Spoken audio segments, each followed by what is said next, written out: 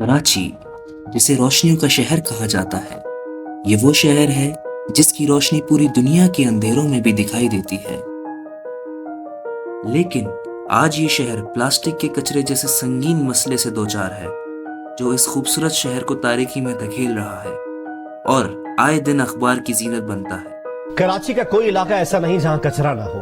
कराची के इलाके मोमिनाबाद UC1 में ग्रीन बेल्ट कचरा कुंडी में तब्दील हो गया। सिंध हुकूमत ने कराची को कचरे का ढेर बना दिया है। जहाँ इस कदर संगीन मसाइल पैदा होते हैं, वहीं कुछ जिम्मेदार शहरी इन मसाइल से निपटने को अपनी जिम्मेदारी समझते हुए कुछ इक़दामात उठाते हैं।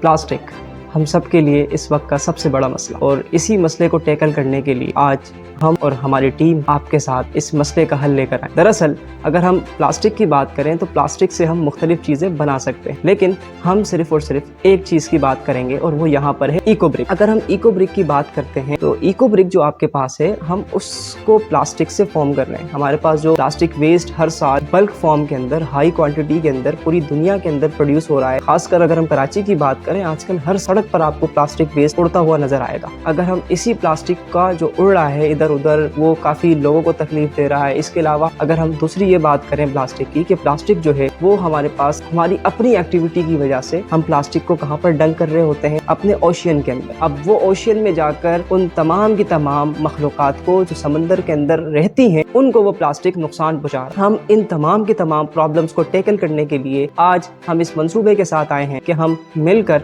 इको ब्रिक फॉर्मेशन करें। मैं और मेरी टीम ने इस इको ब्रिक के प्रोजेक्ट को स्टार्ट किया और हमने उससे ब्रिक फॉर्म करना शुरू की। अगर हम इको ब्रिक की बात करें, हम इको ब्रिक किस तरीके से बनाते हैं वो पूरा मैकेनिज्म आपसे शेयर होगा। पहले हम ये समझते हैं कि इको ब्रिक कितने किस्म के होते हैं। 2 किस्म की इको ब्रिक्स होती हैं। पहली जो इको ब्रिक हमारे पास है वो कहलाती है इनडोर इको ब्रिक्स। अगर हम इनडोर इको ब्रिक्स की बात करें तो इनडोर इको ब्रिक ऐसी इको ब्रिक्स होती हैं जो हम इस्तेमाल कर सकते हैं, लेकिन शर्त ये रहे इनडोर के लिए कि हम उसे किसी भी घर या इंस्टीट्यूट के अंदर इस्तेमाल करें। अब दूसरी अगर हम लोग बात करें हम लोग इको ब्रिक्स की, तो वो कहलाते हैं outdoor eco brick. Outdoor eco brick के अंदर हम क्या करते हैं, अगर हमने कोई हॉस्पिटल बनाना है, कोई घर बनाना है, कोई इंस्टीट्यूट बनाना है, कुछ भी हमने ऐसा बनाना है तो इनसाइड ना हो, आउटसाइड हो, हम अपने एनवायरनमेंट के अंदर क्रिएट कर रहे हैं, तो वो भी प्लास्टिक से ही बनेगा। हम लोग ब्रिक बनाएंगे, पूरे के पूरे ब्रिक बनेंगे, बट हम उसमें यूज किसका करेंगे, प्लास्टिक का इस्तेमाल करेंगे। उसमें किसी किस्म का सीमेंट हम इस्तेमाल नहीं कर रहे, हम किसी और किस्म का कोई ऐसी चीज, नॉर्मल जो दूसरे ब्रिक्स होते हैं जो सीमेंट से हमारे पास बने हुए होते हैं, उनसे उसकी तशबीह हो,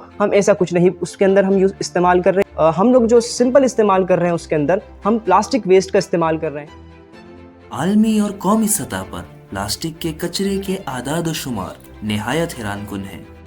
ये सिर्फ पाकिस्तान का इशू ही नहीं बल्कि अब ये ग्लोबल इशू बन चुका है। अगर हम ग्लोबल स्टैट्स की बात करें तो दुनिया में तकरीबन 460 million metric ton plastic annually produce हो रहा है, जिसमें से 8 मिलियन मेट्रिक टन हर साल समंदर में जा रहा है, जो मैरीन इकोसिस्टम को पॉल्यूट कर रहा है। और अगर हम पाकिस्तान की बात करें तो ये मसला और भी संगीन हो जाता है। पाकिस्तान में तकरीबन 3.3 million ton plastic annually produce हो रहा है, जो कि 2 K2 पहाड़ के बराबर है। इन सब स्टैट्स को देखते हुए और प्लास्टिक पॉल्यूशन को देखते हुए हमने इको ब्रेक का इनिशिएटिव लिया, जो कि एक सस्टेनेबल और इको फ्रेंडली प्रोजेक्ट है। यही तुलबा जब माहौल की बेहतरी के लिए कोई इकदाम उठाते हैं, उनके असातिज़ा शाना बशाना साथ खड़े होते हैं और उनकी हौसला अफजाई करते हैं।